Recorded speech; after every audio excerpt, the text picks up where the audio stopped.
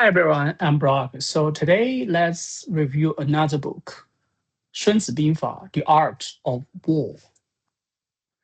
Let's start. So the Art of War was composed during the late spring and autumn period, which is around 515 to 512 BC, and was presented by Sun Wu to King He Lü.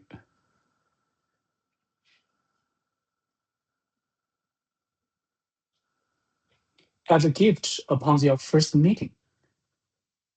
Despite consisting of only 13 chapters and approximately 6,000 characters, it compressed the law of warfare, philosophy, strategy, politics, economics, diplomacy, astronomy, geography, and more, a veritable treasury of ancient military theory.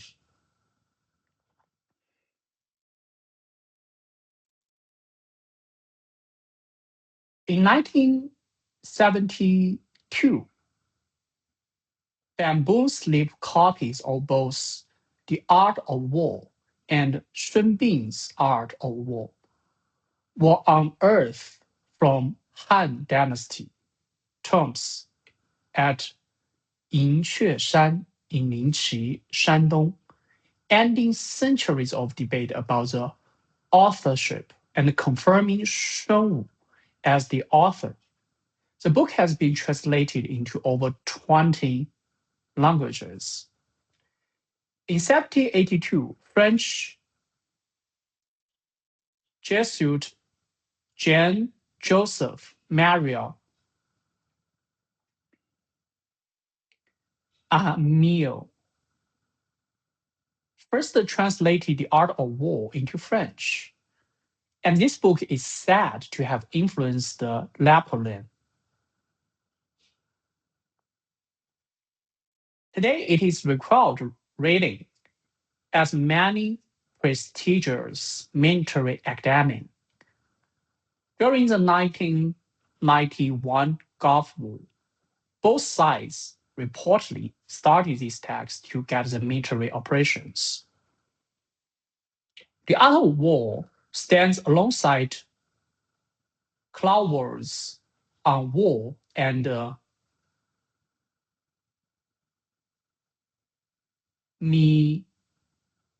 Miyamoto Musashi, the Book of Five Rings, as the three greatest military classicals in the world. Yet The Art of War predates on war by approximately 2,300 years, making its earliest military theoretic work in existence. Author Sun Wu, courtesy named Changqing, was born in Le'an, state of Qi, which is today's Guangrao County, Dongying, Shandong Province. He's posthumously honored as Shunzi, Master Sun, Sun Wuzi, and the Sage of War. Sun was born into an aristocratic family. His distant ancient Guiman was involved as a ruler of the state of Chen by the Zhou court. After internal turmoil in Chen, his direct ancestor Guiwan fled to state of Qi and changed his surname to Tian. Tian Wan's fifth generation descendant, Tian Shu, was granted the surname Sun for his military achievements, become Sun Shu. Sun Shu's son, Sun Ping, served as a high minister of Qi and was Sun Wu's father. Around 570 BC, the 18-year-old Sun Wu left the state of Qi for the state of Wu. In the outskirts of Wu capital, which is today's Suzhou, he met Wu Zixu, and the two became close friends. In 512 BC, Wu Zixu recommended Sun Wu to King He Lu. Sun Wu presented his 13 chapters of military strategy to the king and was appointed general. The famous anecdotes of training in the Wu Palace records how Sun Wu drilled court ladies as soldiers. He executed two of the king's favorite concubines who served as squad leaders for disobeying orders, demonstrating the military principle of strict discipline and clear rewards and punishments. Subsequently, Sun Wu led a Wu army of 30,000 allied troops to defeat Chu's 200,000 strong force and captured the Chu capital Yin, creating a brilliant example of victory against overwhelming odds. After Wu Zixu was forced to commit suicide by King Fu Cai of Wu, Sun Wu understood the truth of ancient saying: when birds are gone, the good bowl is stored away. When the rabbits are dead, the hunting dogs are cooked. He quietly retired to the mountains to revise and perfect his 13 chapters of military strategy. Okay, let's start. Yeah, so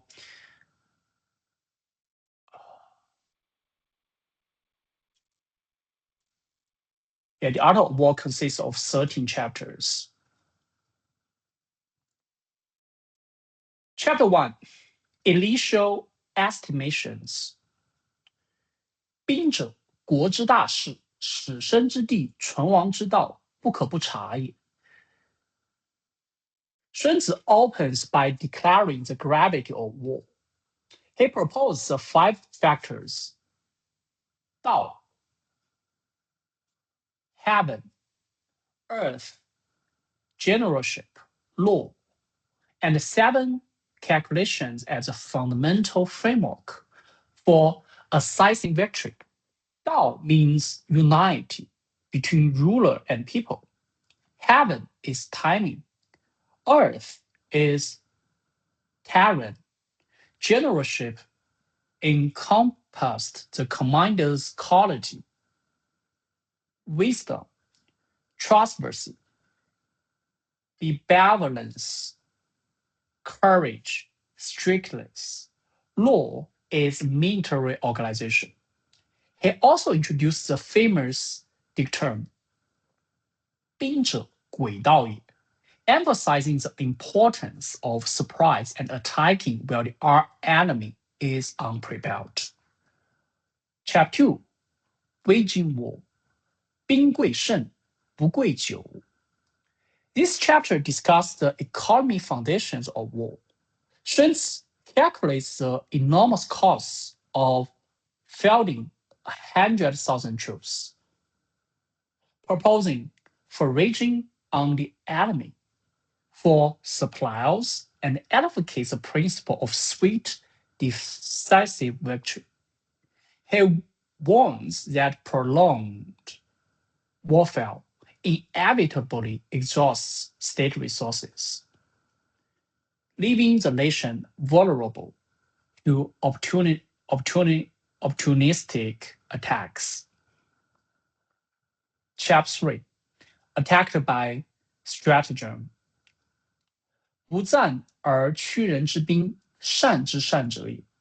知己知彼，百战不殆。This is one of the most pivotal chapters. 孙子 proposed 4 levels of military action. The highest is defeating the enemy's strategy, the disrupting alliances, then engaging armies, and the lowest is besieging cities. He also delivers the immortal maximum, 知己知彼，百战不殆.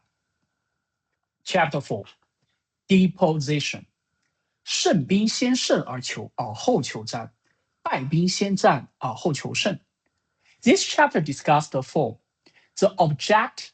objective factors of military strength. 孙子 emphasized first make yourself invisible, then wait for the enemy to become vulnerable. First ensure your own invulnerability, then wait for enemy to expose and open. A victorious army is like water released from 1,000 fathom height, irresistible in its momentum. Chapter 5. Forces. 凡战者，以正合，以奇胜. This chapter discussed momentum or force, the flexible, subjective factors on the battlefield, using metaphors of heaven and earth, sun and moon.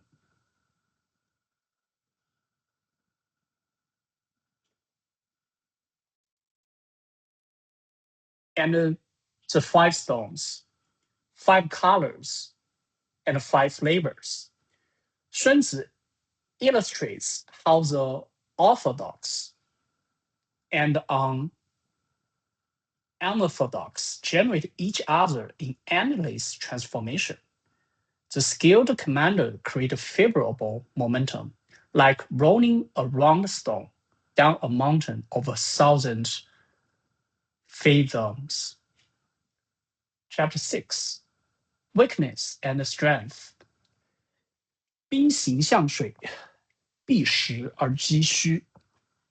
This chapter discussed how to concentrate superior forces to create local advantages. The core idea is bring the enemy to you rather than being brought to the enemy. Maneuver the enemy without being maneuvered. 孙子 compares the way of war to water. Water shapes its course according to the ground. The army achieves victory according to the enemy.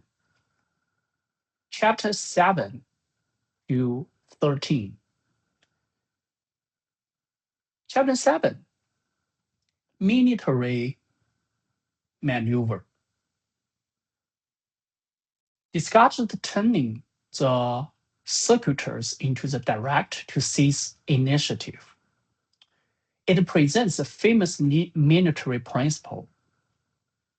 其疾如风，其徐如林，侵略如虎，不动如山.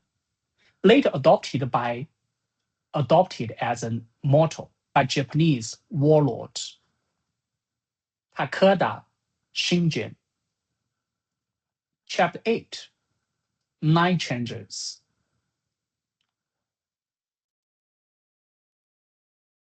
Emphasize that commanders must adapt flexibility to circumstances. Even some sovereign commands need not to be obeyed. It identifies 5 vital flaws in generals.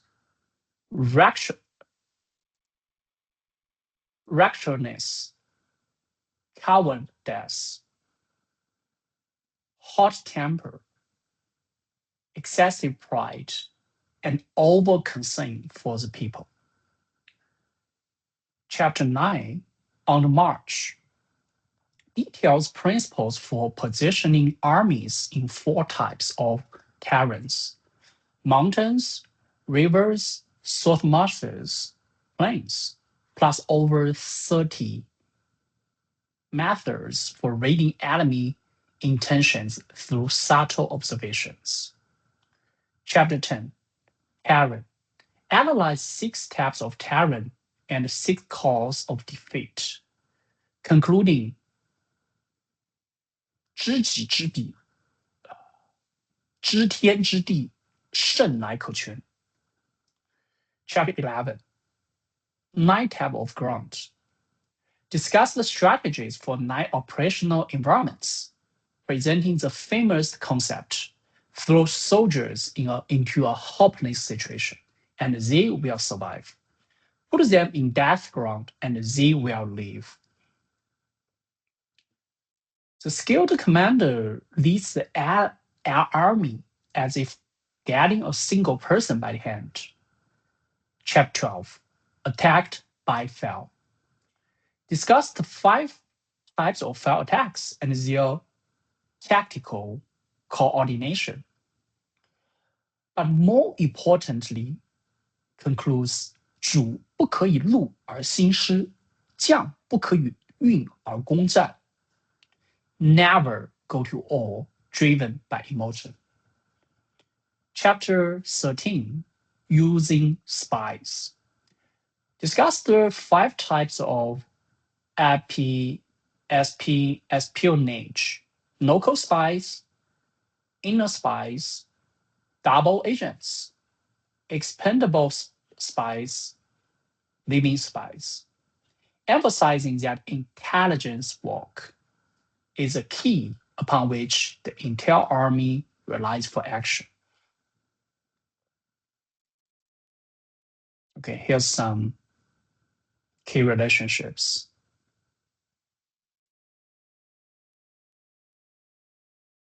And there's so many, it's just about 5,000 to 6,000 characters, but there are, almost every sentences deserve deep thinking. So it's very, very, how do you say? It's very, very informative, I should say. So theme analysis. Theme 1, caution in warfare. 主不可以怒而兴师，将不可以运而攻战，合于利而动，不合于利而止。孙子's fundamental stance is caution in warfare. War is a matter of national survival that demands the utmost prudence. He is not a warmonger, but a clear-eyed realistic. He insists that war must survive the highest standard of national interest and must never be launched on impulse. 怒可以复喜，运可以复悦，亡国不可以复存，死者不可以复生。Theme 2, complete victory. 不战而屈人之兵，善之善者也。孙子 proposed the concept of complete victory that concerns simple military triumph. The supreme victory is not destroying the enemy on the battlefield, but using strategy and diplomacy to make the enemy surrender without fighting, preserving both sides' strength. This idea preceded Western concept of pacifism by over 2 million years and embodies profound humanitarian concern. Theme 3, dialectical thinking. 兵无常势，水无常形，能因敌变化而取胜者，谓之神。The art of war is suffused with dialectic thinking, enemy and self, host and guest, many and few, strong and weak, attack and defense, empty and full, orthodox and unorthodox, advantage and disadvantage. All these opposing forces can transform into each other under certain conditions. The strong can become weak. The few can defeat many. This is the essence of Sun's military thought. Theme 4. Intelligence supremacy. 明君贤将，所以动而胜人。成功出于众者，先知也。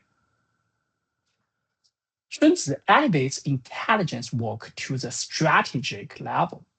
Know the enemy and know yourself is his core proposition.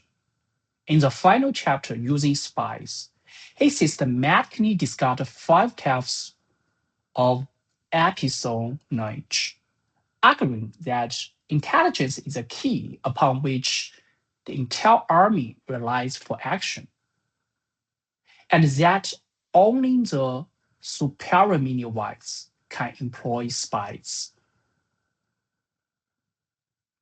Theme 5. People-centered military management. 士卒如婴儿，故可以与之赋生息；士卒如爱子，故可以与之俱死。Sun emphasized that commanders must care for their soldier and achieve unity of purpose. Strict discipline is a hard approach. Treating soldiers as one's own children is a soft approach. Only by combining both can one lead an army effectively. He also abstractly warns, if you are kind but cannot command, loving but cannot enforce, 厚而不能使，爱而不能令，乱而不能治，譬若交趾，不可用也。Theme 6. Economic warfare. 因粮于敌，食敌一中，当无20中。Over 2,500 years ago, Sun Tzu already profoundly understood the economic nature of war.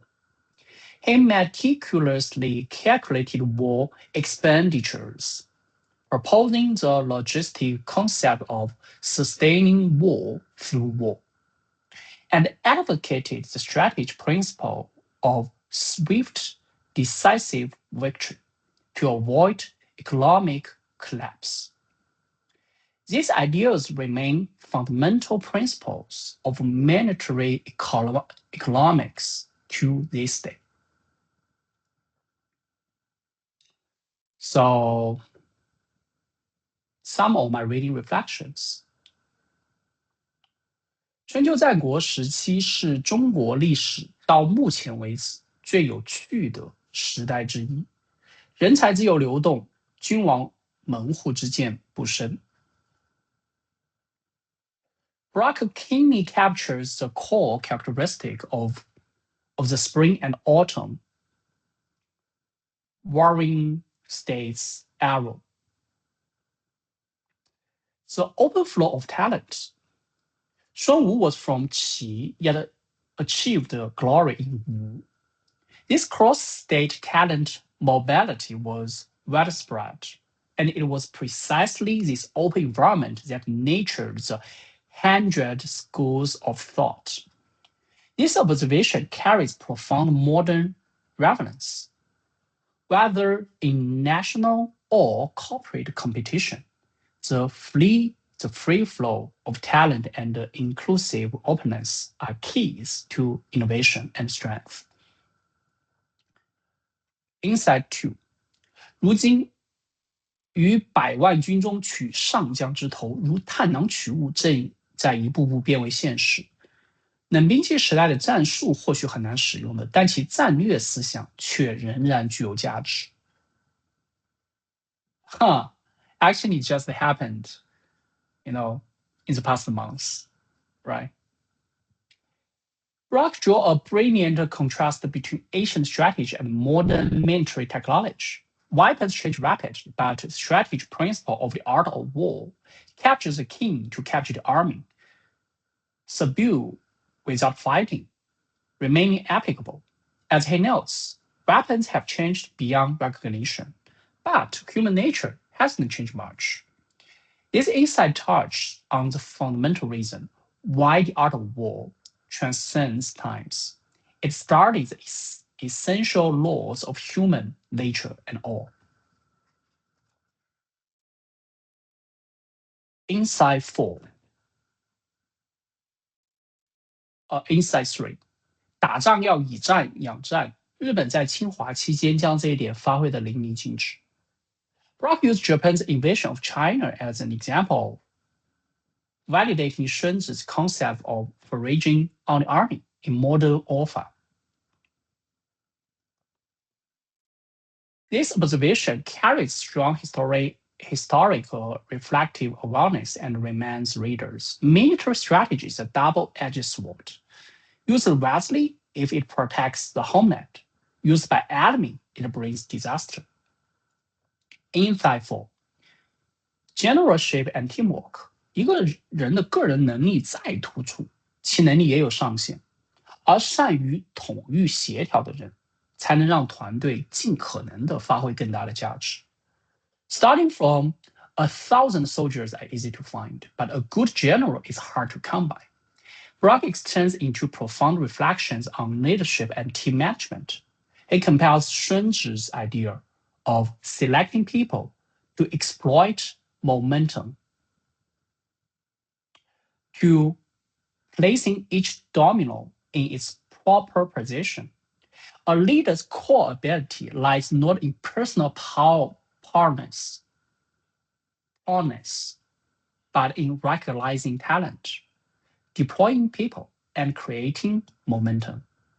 This insight aligns closely with modern management theory. Insight 5. 武器最大的价值在于其没有被使用的时候。This is profoundly thoughtful statement that perfectly interprets Shunzi's supreme strategy is defending the enemy's plans. The deterrent power of nuclear weapons lies precisely in their not being used. Once used, the result is mutual destruction.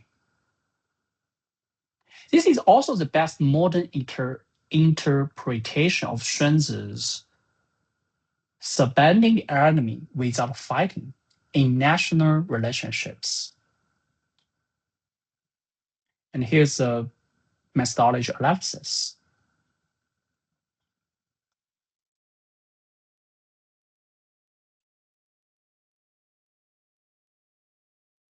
And here are some key quotes. Conclusion and insights. Firstly, 胜战止战，和平为上 war as last resort, peace above war. Second, 知己知彼，信息为王 know yourself and the enemy. Information is king. Number 3, 灵活应变，拒绝教条 adaptive flexibility, reject dogma. Number 4, 全局思维，以小博大 think holistically, leverage small advantages. Number 5, 领导力的本质 the essence of leadership. Number 6, 经济思维贯穿战略 economic thinking permeates strategy. Number 7, Q 2500年后的今天 2,500 years later today. The art of war remains timeless because it starts not specifically in weapons and the tactics, but the eternal laws of human nature, power and competition. Weapons become obsolete. Tactics are superseded, but human nature remains unchanged. And the essence of strategic competition endures. This is a fundamental reason why a work written 2,500 years ago is still reversed as a classic today. I think that this is a pretty good book, and